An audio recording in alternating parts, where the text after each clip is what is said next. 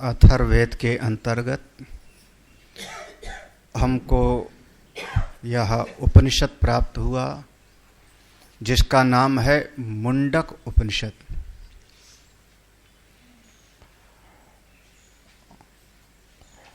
इसमें 3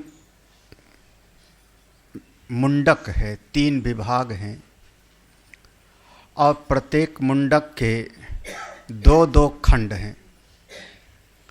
तो प्रथम मुंडक के 2 खंड वो पहले हम लोगों ने उसका अध्ययन किया हुआ है। द्वितीय मुंडक के 2 खंड उसको भी पहले कभी हम लोगों ने उसको स्वाध्याय किया हुआ है। तृतीय मुंडक रह गया था, इसके भी 2 खंड हैं तृतीय मुंडक में, और दूसरे मुंडक से और तीसरे मुंडक के बीच में थोड़ी सी संगति है। श्रुति भगवती को अभी आगे भी उपदेश देने की आवश्यकता क्यों पड़ी, जबकि द्वितीय मुंडक में वेद भगवान ने सब कुछ बता दिया है, कुछ बाकी नहीं छोड़ा है। तो इसके जो प्रथम विभाग था उसमें गुरु परंपरा की बात है।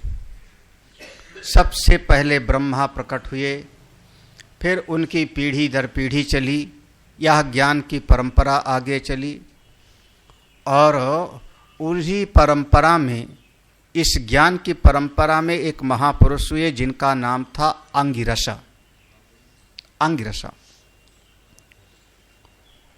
उन अंगिरसा के पास में एक बहुत ही श्रेष्ठ कोई महापुरुष थे जिनका नाम था शौनक ऋषि। वो श्रद्धापूर्वक समित पाणी होकर के अंगिरसा की शरण में गए।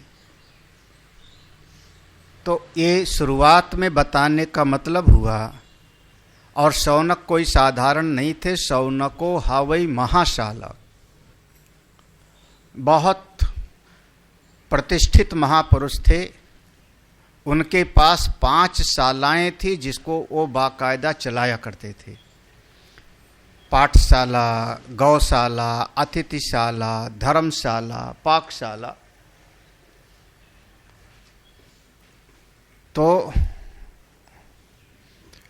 ऐसे महापुरुष भी जिनका बहुत बड़ा गुरुकुल था और उसमें बहुत सारे शिष्य लोग स्वाध्याय आदि करते थे, तो ऐसे महापुरुष के भीतर भी तत्व ज्ञान की इच्छा पैदा हुई, क्योंकि समाज सेवा तो थी। यज्ञशाला है, गौशाला है, पाठशाला है, तो समाज सेवा तो है। और समाज सेवा से, निष्काम भाव से, कर्मयोग से अंतःकरण शुद्ध हुआ। अंतःकरण शुद्ध हो गया, साधन चतुष्टय संपन्न हो गए। तब वो जाते हैं अंगिरसा के पास में। तो वर्णन किया कि शास्त्रज्ञो अपि स्वातंत्रेण ब्रह्म अन्वेषणम न कुर्यात्। कोई बहुत बड़ा विद्वान भी हो, शास्त्रज्ञ भी हो, बहुत पढ़ा लिखा भी हो, तब भी अपने आप आत्मा की खोज, ब्रह्म की खोज के लिए नहीं चलना चाहिए। केवल अपने आप चल पड़ेगा तो जैसे जड़ भरत की कथा आती है, मनु महाराज की कथा आती है कि अगर उसको किसी गुरु का संरक्षण प्राप्त नहीं है तो उसके भीतर के अहमता और ममता को निकालने का कोई उपाय नहीं। अहमता है मैं, ममता है, ये दोनों बना हुआ है। अपने आप स्वाध्याय करेगा, अपने आप पढ़ेगा तो इस अहमता पर 1-2 लेबर और लगा लेगा। आज हमने मुंडक उपनिषद भी पढ़ लिया, वो अहमता नहीं मिटी, वो अभिमान नहीं मिटेगा, बल्कि भीतर से भाव होगा। हमने गीता जी का 4था अध्याय भी आज पढ़ लिया, तो वो अहमता और बढ़ जावेगी, अभिमान और बढ़ जावेगा। उस अहमता और ममता, अभिमान पर चोट करने वाला कोई आचार्य पास में चाहिए, और जब तक उस पर चोट नहीं लगती तब तक साधक आगे बढ़ता नहीं। समस्या यही है, गुरु और शिष्य के बीच में बहुत बड़ी समस्या यही है कि आचार्य आपकी अहमता पर, ममता पर बार बार चोट करेंगे। हाँ, और जो साधक है, शिष्य है, उसके मन में आता है गुरु जी के 50 शिष्य हैं लेकिन किसी को नहीं डांटते, हमारे ही ऊपर क्यों हो डंडा लिए पड़े रहते हैं। हाँ, तो वो उस अहमता को पालता पोसता है। अहंकार अति दुखद, जीव अहमता और ममता को तो पाले पोसे है 50 साल से, 70 साल से, और आज उस पर चोट की जाए तो उसको अच्छा नहीं लगता, वो पसंद नहीं आता। और जब तक उस पर चोट नहीं की जाएगी, उसके अहंकार अभिमान पर प्रहार नहीं किया जाएगा, उसका विकास नहीं होगा, आगे बढ़ेगा नहीं। तो वहाँ पर बड़ी एक कशिश की बात है ये। और इसी स्थिति में, इसी अवस्था में फिर श्रद्धा काम करती है कि 10 बार मेरे अभिमान पर चोट किया जावे, फिर भी मैं उस आचार्य की शरण को नहीं छोड़ता। क्यों? क्योंकि श्रद्धा रूपी सेतु हमारा ठीक ठाक है। श्रद्धावान लभते ज्ञान। अगर श्रद्धा जरा सी भी कमजोर होगी तो आदमी कहेगा ऐसे बहुत महात्मा देखे, ऐसे बहुत लोग पढ़ाने वाले हमको मिल जाएंगे। बस जहाँ श्रद्धा कमजोर होगी, वो जैसे, अब जो आचार्य आपके अहंकार अभिमान पर चोट नहीं करते, वो आपके हितैषी नहीं है। सच्ची बात तो इतनी सी है। जो आपको हमेशा पालते पोसते रहे, बहुत तुम बहुत अच्छे हो, बड़े बुद्धिमान हो, बड़े पुण्यात्मा हो, इसी पुण्य के कारण तो मनुष्य का शरीर मिला है, आपका देखो जो है भजन करते हो, आप इतना सेवा करते हो, जो हमेशा आपके अहंकार का पोषण करते रहे, वो हमारा परम हित चाहने वाले तो नहीं हैं। लेकिन शिष्य को चाहिए यही। हाँ, शिष्य कई बार कहेंगे हम आए थे काहे के लिए, कोई धक्के खाने आए थे, डांट खाने आए थे। बस यहीं पर अगर श्रद्धा है तो रहता है। लेकिन बात है कि चाहे कितना ही विद्वान क्यों ना हो, ये शास्त्र का एक मत है, अपने आप ब्रह्म का अन्वेषण, ब्रह्म की खोज, आत्मा की खोज नहीं करनी चाहिए। अन्यथा अहमता को बढ़ा लेगा और आत्मा का बोध तो अलग। वो कहेगा देखो आज हम 1 घंटा ध्यान में बैठे थे बिना हिले डुले, आज हमने इतना बड़ा यज्ञ किया जैसा यज्ञ आज तक किसी ने कोई ही किया नहीं होगा, आज हमने इतने लोगों को भोजन कराया गंगा जी के किनारे। तो अहमता बढ़ाता जाएगा, लेकिन वो अहमता मिटती नहीं। शौनक ऋषि अंगिरसा के पास गए तो एक इतना समझ कि अपरा विद्या के जानकार हैं, निष्काम भाव से कर्मयोग खूब किया है, वेद भगवान के पूर्व मीमांसा को खूब अच्छी तरह से जानते हैं, यज्ञ सेवा उसको खूब किया है, और परिणाम स्वरूप अंतःकरण उनका शुद्ध हुआ है साधन चतुष्टय से। तब अब पूर्व मीमांसा में से उत्तर मीमांसा में जाते हैं। वही आचार्य के पास गए, कस्मिन् नु भगवो विज्ञाते सर्वम इदम विज्ञातम भवति। हे भगवन अंगिरसा, हे गुरुवर, हम आपसे ये जानना चाहते हैं कि वो कौन सा तत्व है जिसको हम जान लें तो ये सारा का सारा जगत जान लिया जाएगा। हम इस सृष्टि में एक एक चीज को जानने जाओ तो जीवन बहुत अल्प है और वस्तुएं असंख्य हैं, आप नहीं जान पाओगे। जीवन बहुत थोड़ा सा है, एक चीज को जानोगे दूसरा रह जाएगा। वस्त्र कैसे बुनते हैं वो जानोगे तो खाना कैसे बनाते रह जाएगा। तो जगत की असंख्य असंख्य चीजें हैं जो जानने योग्य हैं, ये हैं। मैं ये जानना चाहता हूं कि एक वो कौन सा तत्व है, कोई ऐसा एक तत्व है जिसको मैं जान लूं तो सब कुछ जान लिया जाए। एक के ज्ञान से सबका ज्ञान, एक ये वेदांत की प्रतिज्ञा है। वेदांत की प्रतिज्ञा यही है एक के ज्ञान से सबका ज्ञान कैसे हो जाए, ये हमारे वेदांत की प्रतिज्ञा है। वेदांत का फल है तत्र को मोह का शोका एकत्वम अनपद, उसको शोक मोह की निवृत्ति हो जाती है। ये वेदांत के ज्ञान का फल है। तो वेदांत की मूल प्रतिज्ञा यही है। वेदांत की ये प्रतिज्ञा नहीं है, ये वेदांत नहीं है कि चलो हम बतावें कि जो है अब ये पेड़ कैसे बनाया जाता है, ब्रह्मा जी कौन है। हाँ, अब ब्रह्मा जी से मनु और शत्रुपा दोनों पैदा हुए, तो मनु और शत्रुपा ब्रह्मा जी से पैदा हुए तो भाई बहन हो गए, तो कैसे वो शादी किए, कैसे बाल बच्चे हुए। महाराज गुरु जी बताओ, चलो गुरु जी को फंसावें, गुरु जी को फंसावें। ये वेदांत का विषय नहीं है, ये कोई ऐसे वेदांत का प्रश्न नहीं है।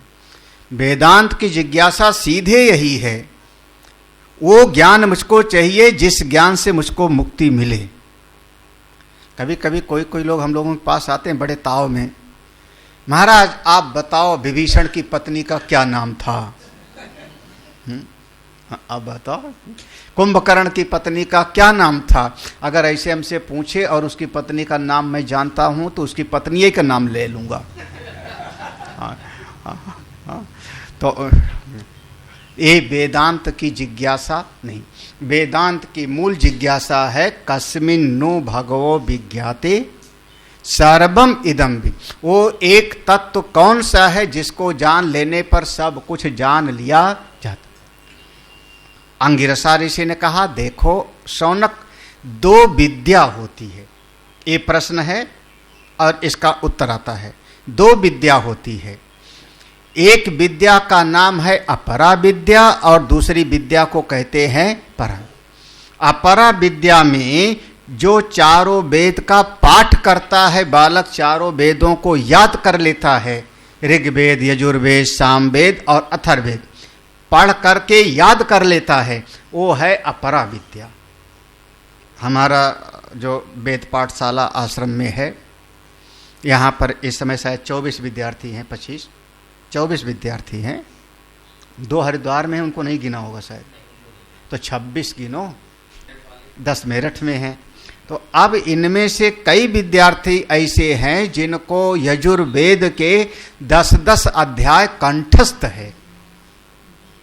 यजुर्वेद के 10-10, 15-15 अध्याय उनको कंठस्थ है, याद है।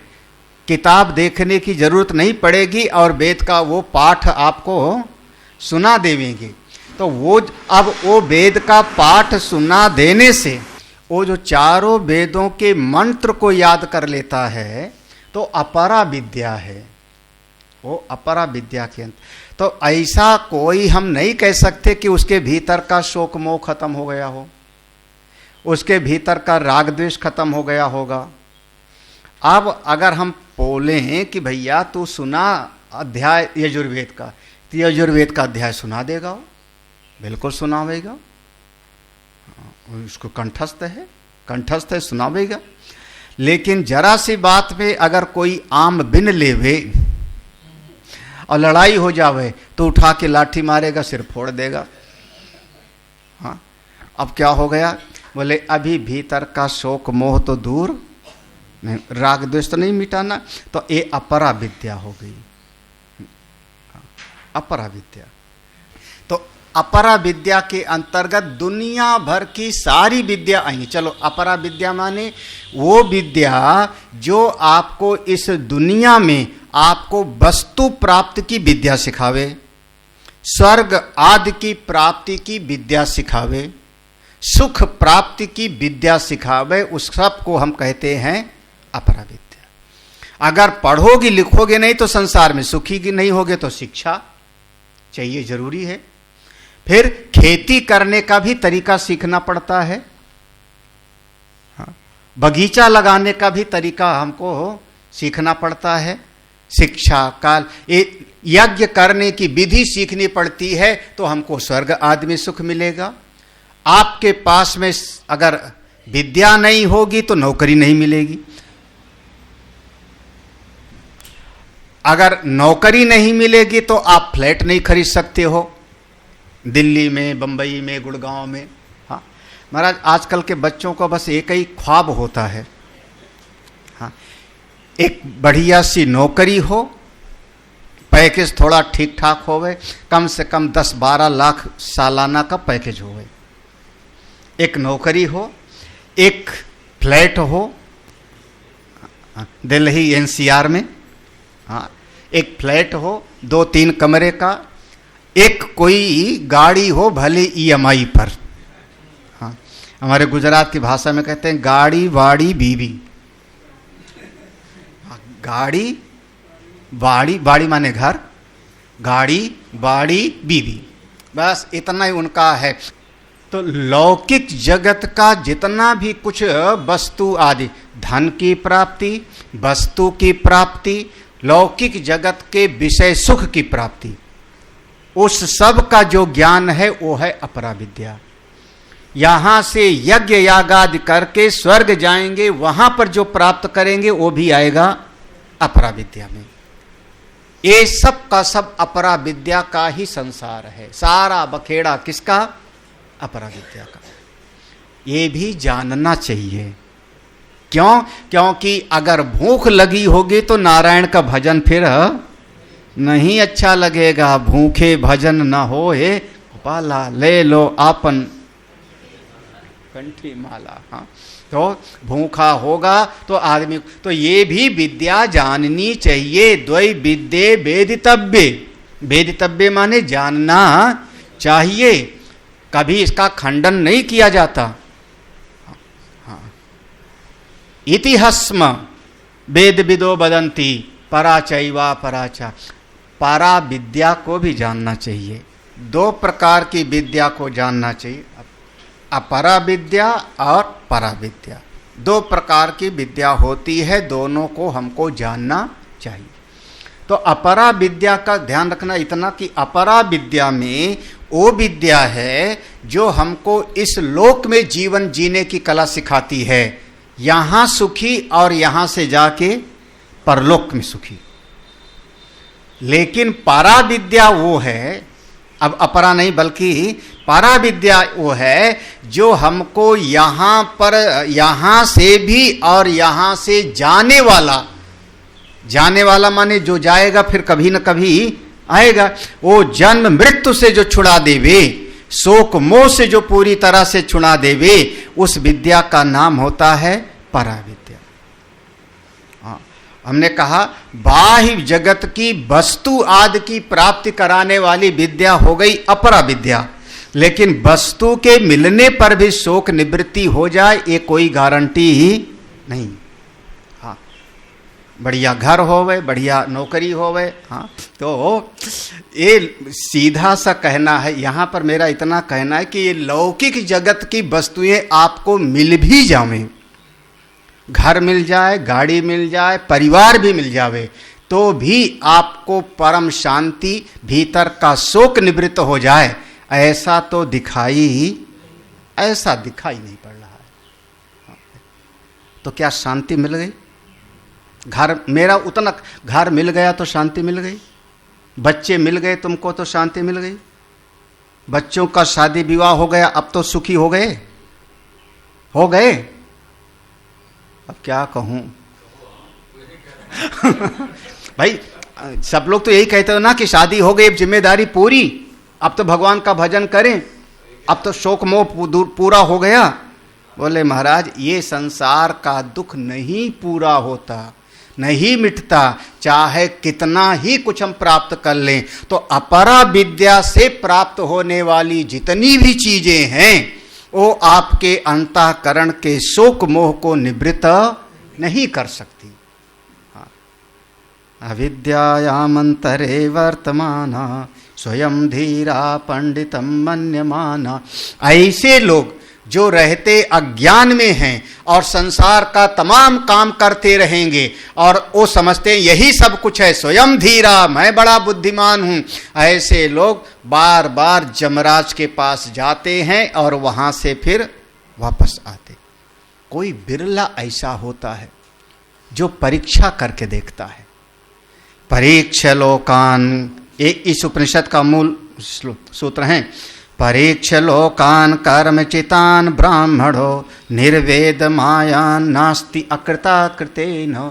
जो विद्वान है, जो बुद्धिमान है, वो इस सारे जगत की परीक्षा करता है। किसकी परीक्षा करता है? कर्म से प्राप्त होने वाले समस्त लोक की। हाँ, इस लोक, यही लोक, कर्म से प्राप्त होने वाला पितृलोक और उपासना से प्राप्त होने वाला देवलोक, ये तीन लोक। मनुष्य लोक जो परिवार के द्वारा प्राप्त होता है, पुत्रेण एव जय्या अयम लोको हो, तो मनुष्य लोक, और कर्म के द्वारा प्राप्त होने वाला पितृलोक और उपासना के द्वारा प्राप्त होने वाला देवलोक। कर्मणा पितृलोको विद्या देव, ये तीनों लोकों की परीक्षा करके देखता। गुरुजी की नहीं परीक्षा करता, नहीं तो कल से तुम कह दो परीक्षा लोकान, माने पहले परीक्षा किसकी करें? तो ये तीनों लोकों की परीक्षा करके देखता है और तब उसको लगता है नास्ति अकृतः कृतेन। अकृतः, जो अकृत है ब्रह्म, जो परमात्मा अकृत है, वो किसी भी कर्म के द्वारा प्राप्त नहीं होता। तब तद विज्ञानार्थम स गुरुमेवाभिगच्छेत्, तब वो उस तत्व को जानने के लिए, कौन? जो अकृत है, जो नित्य है, जो शुद्ध बुद्ध मुक्त है, उस आत्म को जानने के लिए फिर वो गुरु की शरण में जाता है। समित पाणी ही श्रोत्रियम ब्रह्मन, ऐसा जानना चाहिए। जब ब्राह्मणों, विद्वान, ब्राह्मण माने विद्वान, समझदार, ब्रह्म तत्व को पाने का इच्छुक, ब्रह्म तत्व को पाने का इच्छुक साधक, हाँ, ब्रह्म तत्व को जानने की इच्छा जिसके भीतर है। तो अब वो ऐसा साधक ऐसा करता है। अब गुरु जी के पास गया तो सबसे पहले गुरु जी का काम क्या होगा? वो जो ब्लैक बोर्ड पर लिखा हुआ है, टीचर आएगा तो पहले डस्टर चला के साफ करना पड़ेगा, यही तो है ना। तो गुरुजी सबसे पहले उसके चित्त को ज्ञान देंगे इस बात का कि अभी तक तो जो तुम करते थे, समझते थे, उसकी गति यहीं तक है। इसलिए यहां दूसरे खंड में जाओगे तो वहां कर्म का वर्णन होगा। ऐसे अग्निहोत्र करना चाहिए, ऐसे अमावस्या और पूर्णमासी को ऐसे ऐसे कार्य करना चाहिए। जो इस कार्य को नहीं करता उसको फल की प्राप्ति ही नहीं। तो ये जितना कर्म का क्षेत्र था तुम्हारा, वो तुमको यहीं तक ले जाता है, इसके आगे कर्म का क्षेत्र नहीं। एक गुरु जी तो सबसे पहले इतना बताएंगे, पहले यही बताना पड़ेगा, भैया जो तुम मान रहे थे, जो तुम कर रहे थे, हम उसका खंडन नहीं करते। दुनिया वही करती है, शादी विवाह, बाल बच्चे, परिवार, खेती बाड़ी, सब दुनिया वही करती है, तो तुम भी वही करते थे। तो कोई हम बुरा थोड़े कह रहे हैं, ठीक है किया तुमने, लेकिन इतना पता रहे कि ये तुमको बस यहीं तक ले जाएगा। हाँ भाई, जैसे कोई, अब हम ट्रेन में बैठे तो, और ट्रेन से हमारे हरिद्वार के आश्रम में नहीं घुस जाओगे। हाँ, ट्रेन आपको हरिद्वार के स्टेशन तक ले जाएगी, उसकी गति वहां तक है, इतना पता होना चाहिए। फिर आपको ट्रेन से उतर के दूसरा साधन पकड़ो, टेम्पो पकड़ो, वो क्या टेम्पो तुमको मेरे कमरे में ले आवेगा? हाँ, कह दो नहीं नहीं टेम्पो से मैं कमरे में घुसूंगा गुरु जी के, तो भैया टेम्पो आपको दरवाजे तक, आश्रम के दरवाजे तक ले जावे, उसकी वहां तक पहुंच है, और बाद में आप जाकर के मिल सकते हो। तो हर चीज की अपनी अपनी एक सीमा होती है, तो वो सीमा को समझो। प्लावा हेते, ये मंत्र पढ़ा था, देख, प्लावा हेते अदृढ़ा यज्ञ रूपा, ये जितना यज्ञ यागाद की विधि बताई गई है, एक नौका है, नौका है, ले जाती है, लेकिन उसी घाट पर ले जाती है जहां पर सब लोग थोड़ा सुख भोगते हैं, थोड़ा रोगा भी लेते। हाँ, ये उस ब्रह्म तक ये नौका ले जाने वाली नहीं है, उस आत्मज्ञान तक नहीं ले जाती। अदृढ़ा माने ऐसी नौका है जिसमें 4 छेद है। हाँ, 4 छेद हैं। हाँ, मजबूत नहीं है। हाँ, अरे भाई अब यज्ञ करते करते, यज्ञ तो कर रहे थे, यज्ञ करते करते पता नहीं कौन गड़बड़ हो जाए, भी देवी भागवत ने सुनाया था वहाँ पे। यज्ञ कर रहे थे और यजमान की पत्नी ने कहा हमको कन्या चाहिए, और गुरु जी ने पता नहीं कौन सा मंत्र पढ़ा, बेटा चाहता था यजमान और हो गया बेटी, नाम पड़ा ईला, याद आया ना। तो ये तो है। हाँ, बाद में फिर जो है और मुसीबत हो गई ईला से, तो गुरु जी ने फिर कोई मंत्र पढ़ दिया, तो फिर वो सुद्दम्न हो गया, पुरुष लड़का हो गया। बाद में फिर कहीं वन में गया और वहाँ पर सब फिर हो गया। क्या मुसीबत है ये कर्म का। हाँ, अभी हमने पढ़ाया था वहाँ हरिद्वार में। तो इसलिए ये सब आदृढ़ पक्का नहीं है। हाँ, ना जाने कितनी बार हम लोग अपने मन में सोचते बस ठीक, अब पूरा खत्म, आज तो पूरी जिम्मेदारी पूरी, अब क्या घोड़े बेच के सोएंगे, चादर तान के सोएंगे। महाराज 2 घंटे बाद ऐसी सूचना मिलती है कि अब नई जिम्मेदारी आ गई, अब वो संभालो, नई जिम्मेदारी, अब वो संभालो, पालो पोषो। तो ये सब कर्म का, तो अपरा विद्या ऐसा है। अब परा विद्या में जाओगे तो ब्रह्म विद्या मिले। तो परा विद्या के अब यहाँ पर पूरा सीधा परा विद्या है। तो परा विद्या क्या है? ब्रह्म तत्व की प्राप्ति, आत्मज्ञान की प्राप्ति। परा विद्या का साधन क्या है? साधन क्या है? आपके हृदय की दृढ़ता, आपके मन के भीतर का दृढ़ निश्चय, हमको ये ज्ञान प्राप्त ही करना। कार्यम साधयामि, अपना ये ब्रह्म ज्ञान रूपी कार्य को सिद्ध करूंगा। देहम पातिष्यामि, या तो मर जाऊंगा। ऐसी दृढ़ निष्ठा अगर किसी के भीतर है, ये जो मैराथन वगैरह दौड़ते हैं उनके भीतर विल पावर बहुत होता है। हाँ, शरीर बोल जाता है, ऐसा नहीं कि शरीर नहीं बोलता। हमने वहाँ देखा दिल्ली में जो है, घुमा घुमा करके वहाँ दौड़ाते हैं, वो चलते चलते शरीर बोल गए, पानी ऐसे बोतल सिर पे डाल लेता है ना। हाँ, तो उनके भीतर विल पावर जितना है, संकल्प शक्ति, दृढ़ इच्छा शक्ति, हम अपना मार्ग नहीं छोड़ेंगे, वही है। उसी को नाम दिया था धनुर्गृहीत्वा औपनिषदम महास्त्रम। एक धनुष लो, कौन? प्रणव का धनुष लो, उस पर आप ऐसा ओम का संधान करो और ऐसा अपने लक्ष्य का भेदन। अप्रमत्तेन वेधव्यम, प्रमाद से रहित होकर के लक्ष्य का भेद करो। हम भाष्य यहाँ पर संगति भाष्य पढ़ते हैं तो समझ में आ जाए। किसके पास है शंकर भाष्य? नहीं है, तुम्हारे पास नहीं है? हाँ, तुम्हारे पास भी नहीं है? कहाँ से मिल गया? गूगल जिंदाबाद। हाँ, तो हाँ, अब देखते जाना, भाष्य में पढ़ा नहीं रहे, केवल मंत्र पढ़ाएंगे, भाष्य में पढ़ रहे हैं। पारा विद्या उक्ता यया तद अक्षरम पुरुष आख्यम सत्यम अधिगम्यति। यत अधिगमे हृदय ग्रंथि आदि संसार कारणस्य आत्यंतिक विनाशः स्यात्। यहाँ तक पारा विद्या युक्ता, पूर्व में पारा विद्या का उपदेश दिया। देखो, अपरा विद्या को बताया था। अपरा विद्या माने कैसे कार्य करें, कैसे संसार में वस्तु आदि की प्राप्ति करें, उसको बताया था। उसका ये भी बता दिया था कि अपरा विद्या से तुम यहीं तक पहुंचोगे, उसके आगे नहीं पहुंचोगे, सीमा बता दी थी।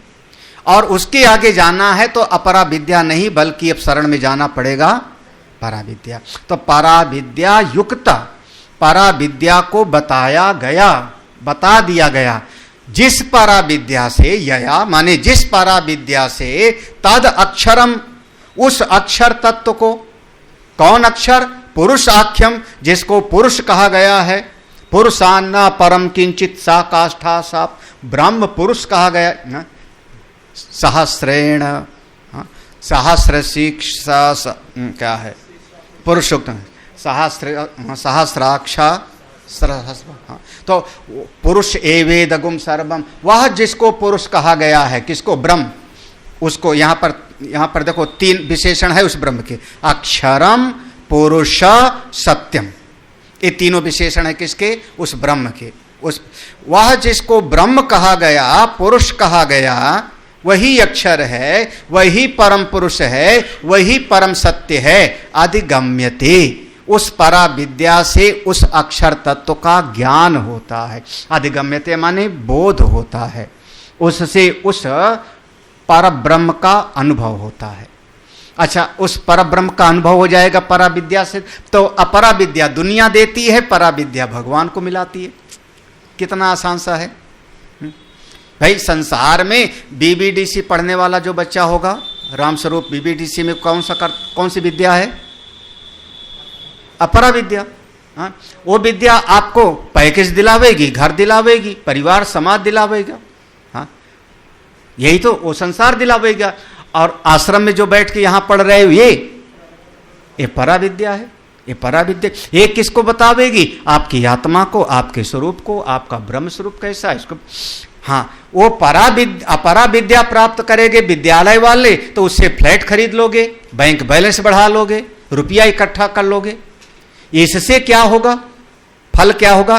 देखो, यत अधिगमे, जिस परा विद्या की प्राप्ति के बाद हृदय ग्रंथि आदि संसार कारणस्य, एक पिछले श्लोक में आया था कहीं पर, विद्यते हृदय ग्रंथि, आया था कि नहीं?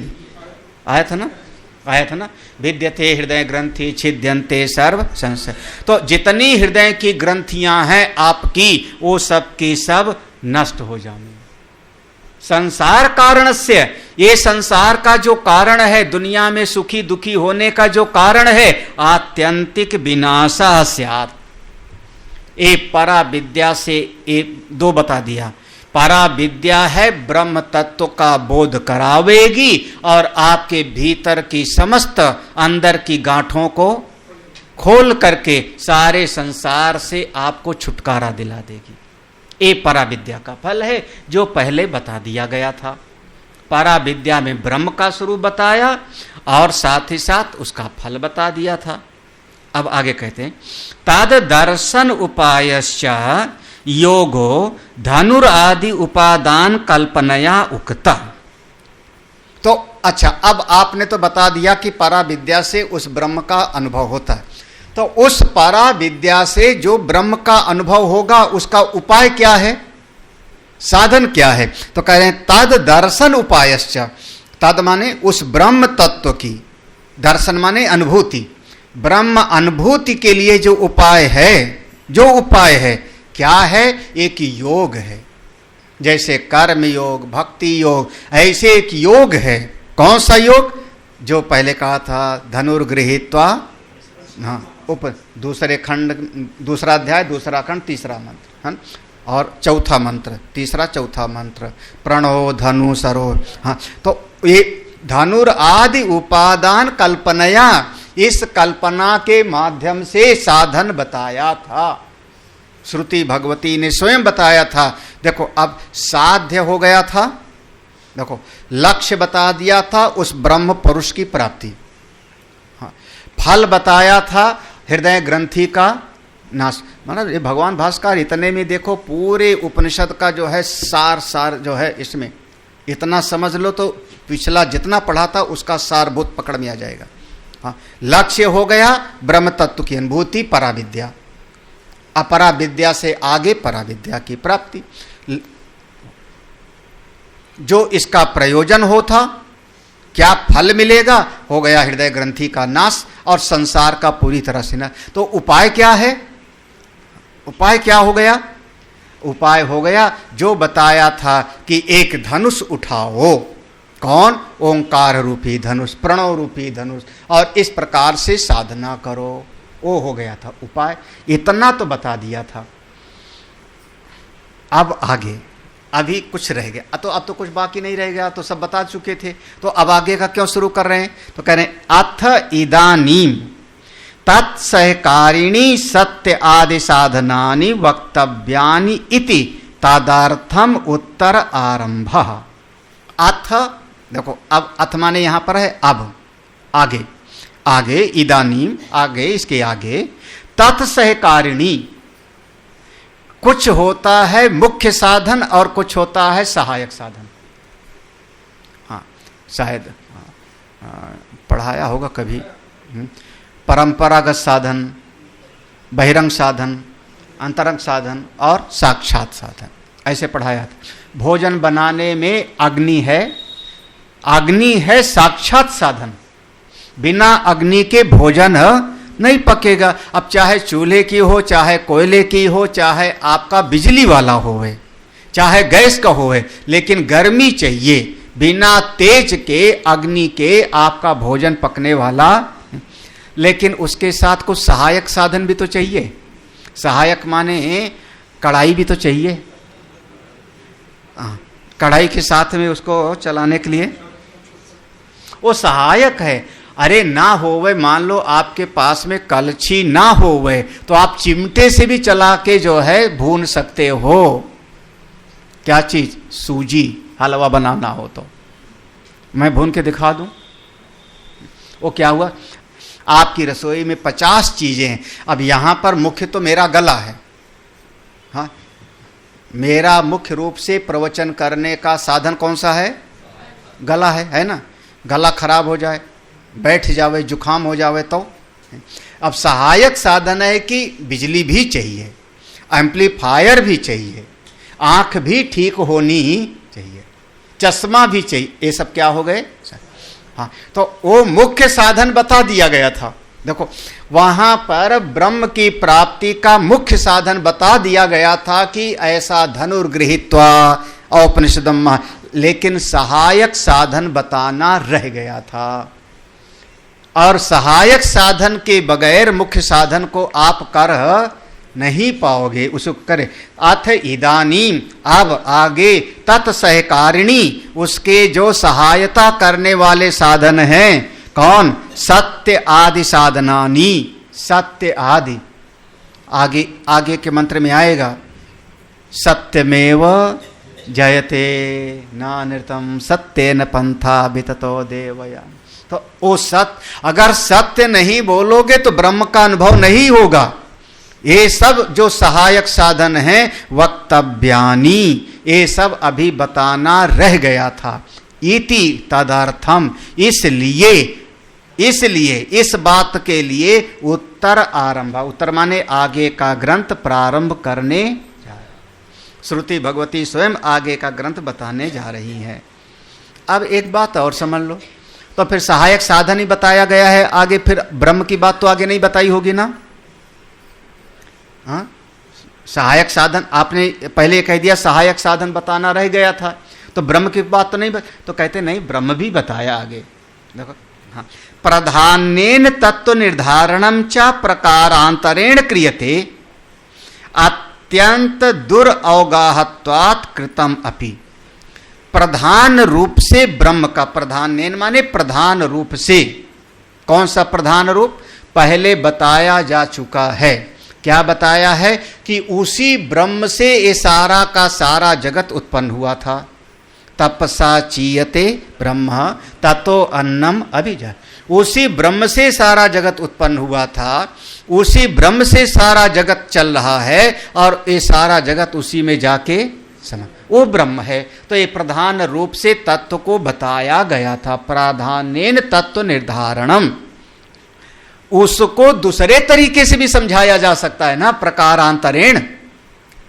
अभी तक क्या सुन रहे थे? आत्मा को बताना है, आत्मा को बताना है, आत्मा को कैसे जाने। तो कौन सा प्रधान? तीन तरीका बताया था। 3 शरीर से परे, नंबर 1 3 अवस्थाओं का साक्षी है ना। तीसरा था 5 को। अब इसमें एक प्रधान कर लो, 2 सहायक कर लो। तो एक तरीके से श्रुति ने बता दिया, मान लो 3 अवस्था के द्वारा बता दिया। तो जैसे प्रधान रूप से मांडूक्य उपनिषद में 3 अवस्था के द्वारा तत्व को बता दिया गया, लेकिन उसी तत्व को 5 कोश के माध्यम से भी बताया जा सकता है। तो ऐसे ही प्राधान्येन तत्व निर्धारण, प्रधान रूप से जिस तत्व का निश्चय किया गया उसी को प्रकारांतरेण क्रियते, दूसरे प्रकार से भी उसका निर्णय किया जा सकता है, तो आगे ब्रह्म का भी निरूपण है। ऐसा क्यों? ऐसा क्यों कह रहे? अत्यंत दुरअवगाहत्वात्। भैया ब्रह्म कोई ऐसे जो है फूल तो नहीं कि हम बता दें कनेर का फूल रखा है, ऐसे तो है नहीं, तो उसको समझना बड़ा कठिन है। हाँ, एक बार बताओ तो भी नहीं समझ में आता, 100 बार बताओ तो भी समझ में नहीं आता, 1000 बार बताओ तो भी। हमारा गुरु जी लोग बता बता के तुम आत्मा हो, शिष्य कहता है सुन लिए अब और आगे बढ़ो कहानी। हाँ तो अब आप वही बताए जा रहे हो, जगत से मोह छोड़ो, जगत मिथ्या है, आसक्ति ममता को कम करो। अरे ये तो सुन लिए, भगवान का भजन करो, राम राम जपते रहो, धरे रहो मन धीर। हाँ अरे महाराज बोले बहुत कठिन है, इसलिए 1000 बार सुनना पड़ेगा। दुरअवगाहत्वा। एक छोटा बच्चा तुम लोग कितने साल रोज रोज पढ़े हैं तो अल्फ़ाबेट सीखे हैं? B for bat, C for cat, कितनी बार बनाया होगा कॉपी में? एलकेजी में रहे होंगे, फिर यूकेजी में गए होंगे, एलकेजी, उसके बाद यूकेजी, फिर उसके बाद फर्स्ट, हाँ फिर केजी, 3 साल हो गए। एलकेजी 1 साल, यूकेजी दूसरा साल, केजी तीसरा साल, उसके बाद गए फर्स्ट में, जो हम लोग पहले ही पहुंच जाते थे, है ना। अब फर्स्ट में पहुंचे तो कितना क्या सीख लिए थे 3 साल में। स्कूल में टीचर ने पढ़ाया, घर में मम्मी बिठा के पढ़ाई होंगी। महाराज एक बच्चे की फोटो आई थी फेसबुक पर, पढ़ तो रहा मेरी जान लोगे क्या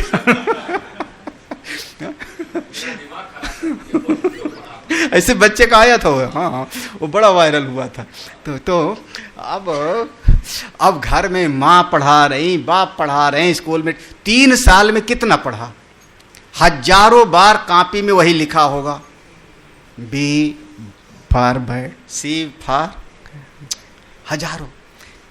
इतने साल के बाद याद होता है महाराज। तो जब एक ककहरा हमारा इतने साल हम लोग वो तख्ती चंगेटते थे, तो अब सालों साल पढ़ते हो तब कहीं काखा गाघा आता है ना। एक दिन में काखा गाघा नहीं सीख पाते हो तो एक बार में आप फिर ब्रह्म को कैसे सीख पाओगे, क्योंकि वो ब्रह्म सामने दिखाई तो नहीं पड़ रहा है। अभी भी मैं कह रहा हूं आप अपना मोबाइल दे दो, वैसे दोगे नहीं, अपना मोबाइल दे दो, आपके मोबाइल में 2-3 ऐसी चीजें होंगी मैं दिखा दूंगा जो आपको नहीं पता। 4 साल से मोबाइल जेब में रखे होंगे आप ही के मोबाइल में, मैं गारंटी से 2-3 कह रहा हूं, ज्यादा तो अंकुर वगैरह जानेगा। हाँ कितने होंगे लगभग? हाँ ले सबका मोबाइल फिर। हाँ नहीं जानते हो आप, नहीं कर पाते हो, नहीं सीख पाए हो आप, तो हम कहेंगे अभी मोबाइल के बारे में भी पूरा ज्ञान नहीं, कि इतना ही ज्ञान है, फोन सुन लेना, फोन कर लेना, व्हाट्सएप पर मैसेज देख लेना, मैसेज कर लेना, फेसबुक चला लेना, फ्रेंड रिक्वेस्ट भेज देना, है ना। और थोड़ा बहुत कभी कभी कोई और होगा तो ट्रेन की टिकट कर लेना, या बैंक से वो कनेक्टिविटी है तो बैंक वाला काम कर लेना, हाँ, या यूट्यूब चला के सत्संग सुन लेता है, बस इतने पता है ज़्यादातर। तो अब देखो तो कितना कठिन है, मोबाइल को पूरा सीखना कठिन है, कोई और चीज को सीखना कठिन है, तो ये तो आत्मा है। तो दुरअवगाहत्वात् कृतमपि, तो साधना करने वाला भी जल्दी नहीं समझ पाता, इसलिए बार बार हमको समझाना पड़ता है कि ब्रह्म ऐसा है, ब्रह्म ऐसा है। तो ब्रह्म का प्रतिपादन हमने श्रुति ने किया, लेकिन दूसरे प्रकार से भी उसका प्रतिपादन किया जा सकता है, जिसको हम आगे श्रुति भगवती में देखेंगे। तत्र सूत्रभूतो मंत्रः परमार्थ वस्तु अवधारणार्थम उपन्यस्ते।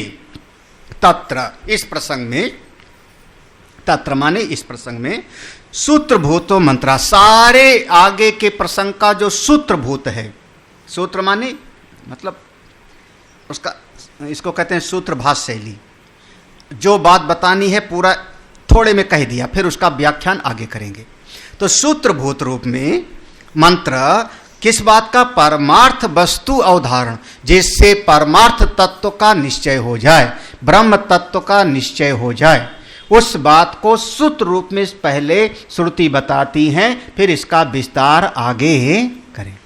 तो पहला मंत्र सूत्र स्थानीय है, बिल्कुल समझना। जैसे गीता में हम कहते हैं भगवान का उपदेश अशोच्यानन सूत्र स्थानीय हो गया, ऐसे जैसे ईशावास्योपनिषद का पहला मंत्र सूत्र स्थानीय हो गया, ईशावास्यम इदम स। तो ये पहला मंत्र यहाँ पे जो आ रहा है, तृतीय मुंडक का प्रथम खंड का पहला मंत्र सूत्र स्थानीय है। परमार्थ वस्तु अवधारणार्थम उपन्यस्ते, उपन्यस्ते माने प्रारंभ कर रहे हैं, उपन्यास माने कहानी नहीं, हाँ उपन्यास माने कहानी नहीं साहित्य वाले, हाँ उप समीप, उसको पास से जाकर के समझाना, इसका प्रारंभ कर रहे हैं, इसका विस्तार करने जा रहे हैं। तो मंत्र पढ़ लेते हैं, बाकी अर्थ कल देखें। प्रसिद्ध मंत्र है द्वासुपर्णा सयुजा सखाया समानं वृक्षं परिशस्वजाते तयोरन्या पिप्लं स्वादवती अनस्नन् अन्यो अभिचाकशीति। हाँ, अब यहाँ पर आज समाप्त कर रहे हैं। कुछ बातें मन में पक्का रखना चाहिए, चाहे कोई कितना ही क्यों विद्वान ना हो, बहुत ज़्यादा पढ़ा लिखा बुद्धिमान क्यों ना हो, लेकिन आत्मा की खोज ब्रह्म तत्व की प्राप्ति के लिए अपने आप नहीं चलना चाहिए। हमारी गुरु परंपरा की परम आवश्यकता है। इस उपनिषद का पहला सूत्र यही था। वेदांत का मूल प्रतिज्ञा वाक्य क्या है? उस एक तत्व को बताइए जिसके ज्ञान से सबका ज्ञान हो जाता है। ये मूल प्रतिज्ञा वाक्य है हमारे वेदांत का। कस्मिन्नु भगवो विज्ञाते सर्वम इदम विज्ञातम भवति, ये वेदांत का मूल प्रतिज्ञा वाक्य है। फिर दो प्रकार की विद्या होती है, अपरा विद्या और पर। अपरा विद्या उसको हम कहते हैं जिसके अंतर्गत सारा जगत, लोक परलोक की विद्या आ जाती है। इस जगत में और परलोक स्वर्ग आदि की प्राप्ति कैसे करें, वो सब का सब आ गया अपरा। और परा विद्या वो होती है जिससे अक्षर तत्व का, आत्मा का बोध होता है, शोक मोह की निवृत्ति, जन्म मृत्यु से छुटकारा, उसको हम कहते हैं परा विद्या। पहले अपरा विद्या, अगर कोई अपरा विद्या भी नहीं करेगा तो परा विद्या में उसका प्रवेश नहीं। भाई यज्ञ नहीं करेगा तो मन शुद्ध नहीं होगा, गौ सेवा नहीं करेगा तो अंतःकरण निर्मल नहीं होगा। तो अपरा विद्या को पहले करना चाहिए, और इससे जब उसका अंतःकरण शुद्ध हो जाए तब उसको किसी संत के, गुरु की शरण में जाना, ये उपाय है। जैसे शौनक ऋषि अंगिरसा के पास गए और उन्होंने फिर बताया इस अपरा विद्या से प्राप्त होने वाली सब चीज, तीन लोक, मनुष्य लोक, पितृलोक और देवलोक, ये तीनों लोकों की परीक्षा करके, जहाँ लिखा है ना परीक्ष लोकान, तो वहाँ लोकान का अर्थ गुरु जी नहीं है, चलो गुरु जी की परीक्षा करें, ऐसा नहीं है। वहाँ लोकान का अर्थ है मनुष्य लोक, पितृलोक और देवलोक। हाँ, इनकी परीक्षा कर लो, तब पता लगेगा कि अकृत ब्रह्म, वह परमात्मा किसी क्रिया के द्वारा पाया नहीं, कर्म से उसकी प्राप्ति नहीं हो। कठोपनिषद में भी ये मंत्र ज्यों का ऐसे कुछ मिलेगा वहाँ पे, जानाम्यहं सेवधिरेत्य नित्यम न हि अध्रुवै प्राप्यते ही ध्रुवम तत्, ऐसा यमराज कहते हैं। अब उस ब्रह्म तत्व का अब तीन बातें बताई थी। एक तो ब्रह्म तत्व का निर्णय जो श्रुति ने किया, दूसरे उसके प्राप्ति का साधन, ये दोनों बता दिया था। कुछ सहायक साधन और बताने हैं। हाँ, तो उस पूरा का पूरा प्रसंग हो, परा ब्रह्म की प्राप्ति हमारा हो गया एक प्रकार से साध्य लक्ष्य। इसका फल है हृदय ग्रंथि और अंदर के शोक मोह की निवृत्ति, ये फल हो गया। अब सहकारी साधन कुछ बताना बाकी है, और उस ब्रह्म को किसी दूसरे प्रकार से भी बताया जा सकता है। एक तरीके से बताया जा चुका है और दूसरे प्रकार से भी बताया जा सकता है। तो आगे के प्रसंग में सहायक साधन और ब्रह्म तत्व का निरूपण, ये सब का सब आगे आएगा बहुत प्रधान रूप से। हम लोग कल सवेरे इसको आगे पढ़ते। ओम पूर्णमदः पूर्णमिदं पूर्णात् पूर्णमुदच्यते पूर्णस्य पूर्णमादाय पूर्णमेवावशिष्यते। ओम शांति शांति शांति। हरि ओम। श्री गुरुभ्यो नमः। हरि ओम।